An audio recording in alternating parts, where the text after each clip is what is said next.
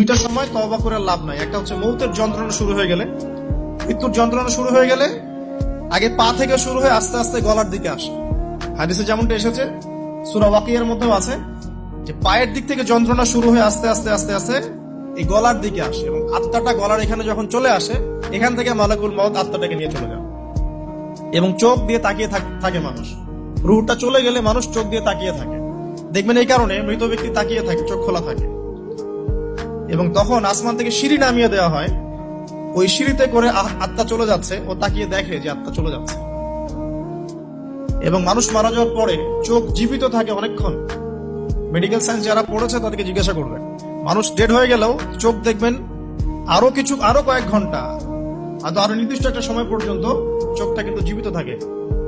এই জন্য চোখ বন্ধ করে দিতে হয়। যাই হোক, যেটা বলছিলাম যে মৌতের যন্ত্রণা শুরু হয়ে গেলে তওবা করে লাভ নাই, তওবার দরজা